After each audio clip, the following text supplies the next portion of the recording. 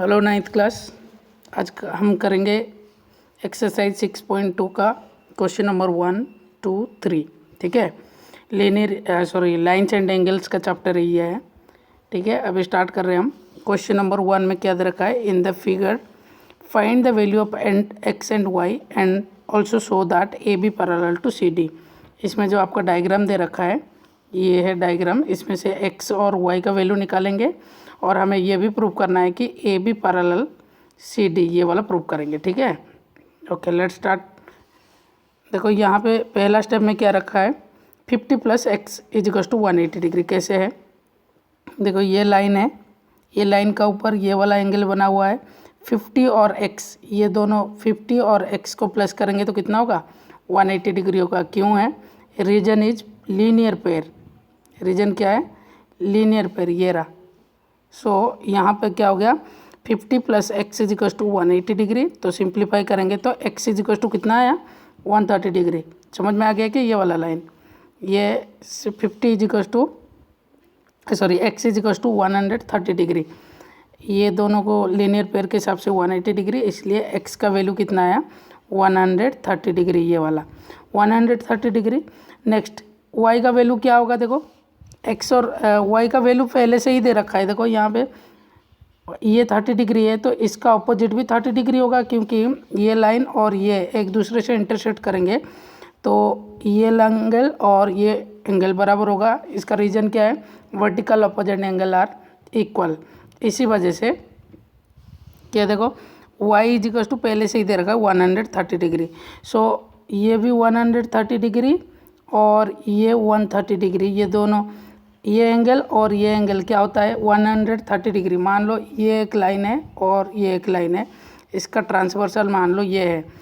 ये एंगल और ये अल्टरनेट इंटीरियर एंगल अगर बराबर हो जाता है तो ये वाला लाइन और ये लाइन एक दूसरे से पैरेलल होगा। क्यों? रीजन क्या है? अल्टरनेट इंटीरियर एंगल अगर बराबर है तो लाइन पैरेलल हो जाएगा। यहाँ पे देखो ये तो हमारा x का वैल्यू 130 डिग्री आया और y का वैल्यू भी 130 डिग्री, क्योंकि ये 130 है तो इसका अपोजिट भी 133 होगा। यानी अल्टरनेट एंगल बराबर हो गया, ये वाला एंगल और ये एंगल अल्टरनेट इंटीरियर एंगल बराबर हो गया। इसलिए ये वाला लाइन क्या हो जाएगा? ट्रांसवर्सल हो जाएगा। किसका? सी डी और ए बी का, इसके साथ ये बराबर हो गया। इसका मतलब ये वाला लाइन और ये लाइन एक दूसरे से पैरेलल है। प्रूफ हो गया क्या? यही करना है। Since alternate interior angle are equal hence A B parallel to C D. Question number 1 समझ में आ गया ना? x का एंगल पहले निकालेंगे और y का तो ऐसे ही पता चलता है, और अल्टरनेट इंटीरियर एंगल बराबर है, इसीलिए ये क्या हो गया? आपके पैरेलल हो गया। समझ में आ गया ना? ओके नेक्स्ट क्वेश्चन नंबर 2 करेंगे। देखो क्वेश्चन नंबर 2 में क्या दे रखा है? 1 सेकेंड, ये है क्वेश्चन नंबर 2। देखो क्वेश्चन नंबर 2 में क्या बोल रहा है? In the following figure A B parallel to C D. देखो ए बी का साथ सी डी पैरेलल है, ठीक है। Then C D parallel to E F, C D का साथ पैरेलल ई एफ है। यानी ये वाला लाइन इसके साथ पैरेलल है, ये दोनों पैरेलल है, और ये लाइन इसके साथ पैरेलल है। तो ये क्या हो जाएगा? ये वाला लाइन जो है ना, ये वाला लाइन का साथ पैरेलल हो जाएगा हमारा ये थ्योरम के हिसाब से। ठीक है, तो अभी तो क्वेश्चन हम पढ़ रहे हैं। क्वेश्चन क्या बोल रहा है? A B parallel to C D, A B parallel to C D, ठीक है। Next C D parallel to E F, C D parallel to C D parallel to E F, ठीक है। यानी ये तीनों जो है ना, ये वाला, ये और ये तीनों एक दूसरे से पैरेलल है, ये क्वेश्चन के हिसाब से। ठीक है, नेक्स्ट y रेशियो z = 3:7, यानी y और z का रेशियो कितना है? 3:7, ठीक है। So find the value of x। Question समझ में आया? Let's start.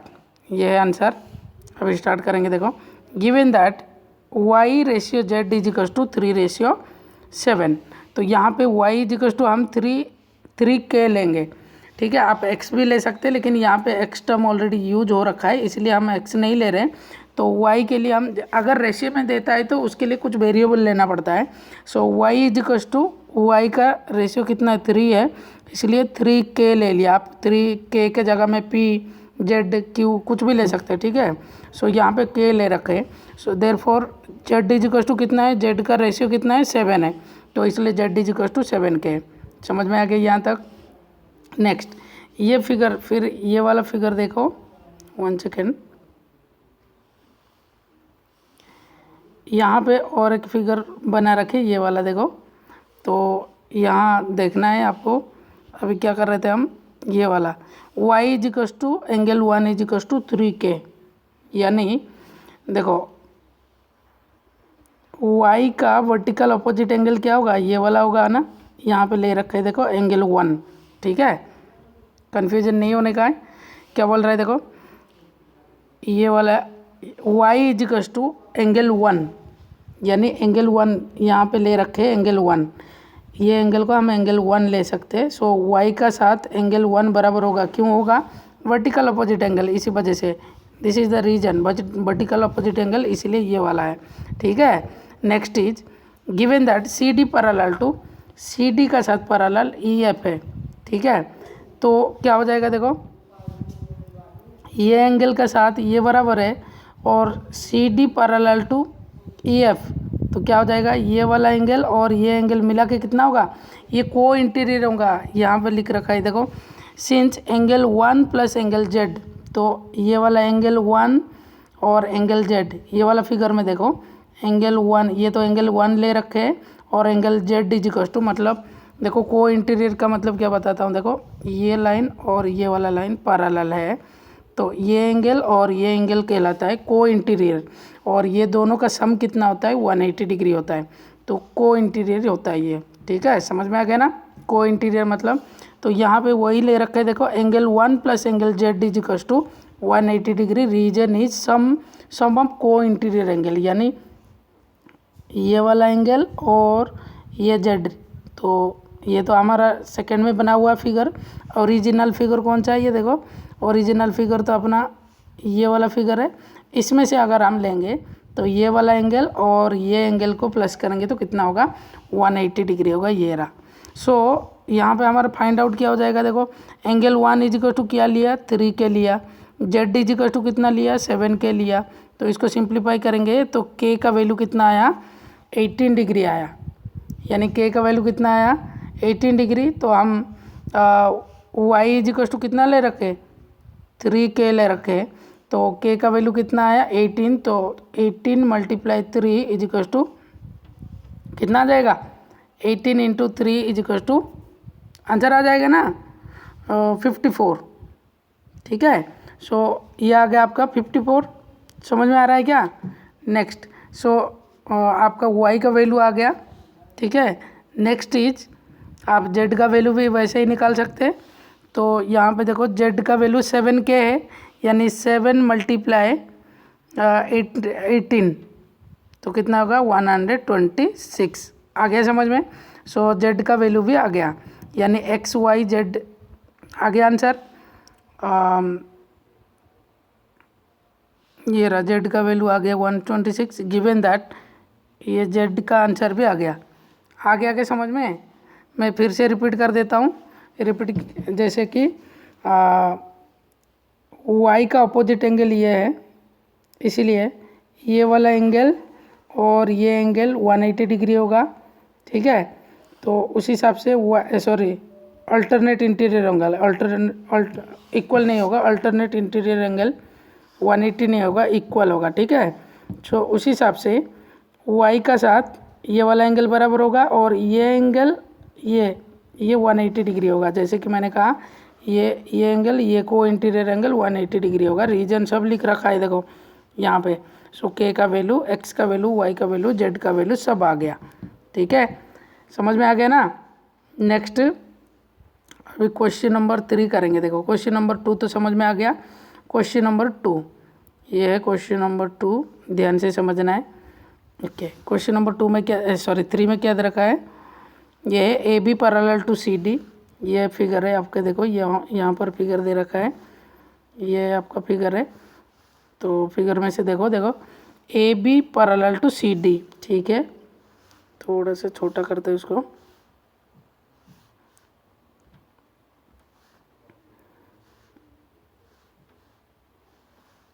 ये है देखो, ये वाला फिगर में से अभी हम क्वेश्चन के हिसाब से देखेंगे। A B parallel to C D, A B है ना सी डी के साथ पैरेलल, ठीक है।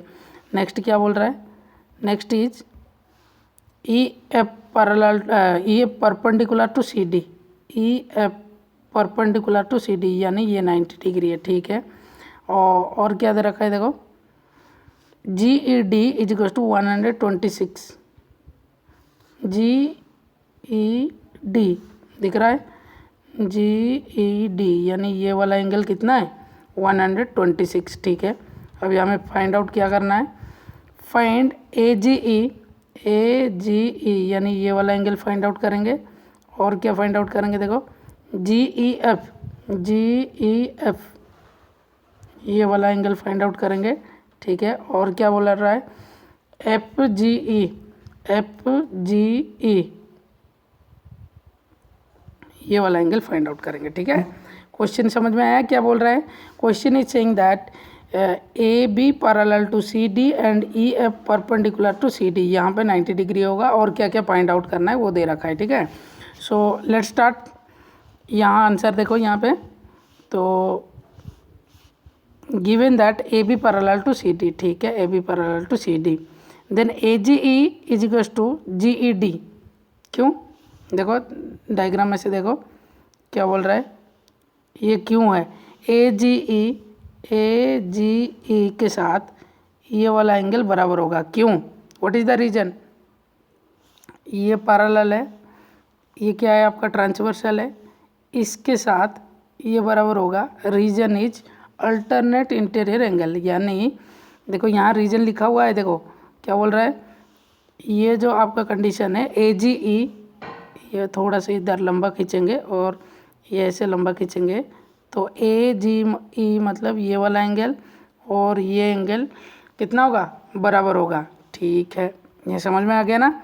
नेक्स्ट ए जी ई दे रखा है, यानी आपका ये तो डायग्राम ये रहा, ए जी ई दे रखा है, ए जी ई,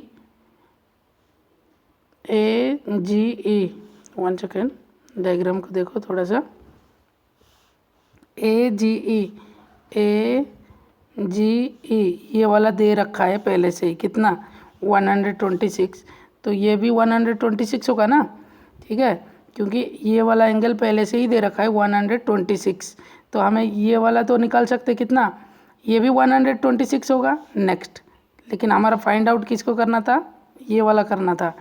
अभी ये वाला पता है हमें कितना है 90 डिग्री है, ये 126 में से 90 डिग्री माइनस कर देंगे तो कितना आ जाएगा अपना, ये एंगल जो रिक्वायर्ड एंगल है ना वो आ जाएगा, देखो यहाँ पे यही दे रखा है, ठीक है। सो कितना आ गया, ये रहा जी ई एफ, वन सेकेंड, जी ई एफ निकालने के लिए ये बड़ा एंगल इसमें से, ये बड़ा एंगल में से ये 90 डिग्री माइनस कर देगा, 126 में से 90 माइनस करेंगे तो 36 आ गया, यानी ये वाला 36 आया, आ गया समझ में, ठीक है। सो पहला वाला तो आ गया, ए जी ई आ गया, ए जी ई डी तो दे रखा है ना, जी ई डी ये वाला दे रखा था, तो इसीलिए इसका साथ बराबर हो गया, पहला वाला आ गया, सेकंड वाला भी जी ई एफ आ गया, जी ई एफ आ गया कैसे, ये 126 में से 90 डिग्री को माइनस कर दिया तो ये आ गया, कितना आया 36 आ गया, ठीक है। नेक्स्ट क्या बोल रहा है देखो, नेक्स्ट इज ये वाला फाइंड आउट करेंगे ना, एफ जी ई, ये तो हमें पता चल गया ये कितना है 36, ठीक है। एफ जी ई, अभी ये ट्रायंगल बन गया, देखो कौन सा है, वन सेकेंड,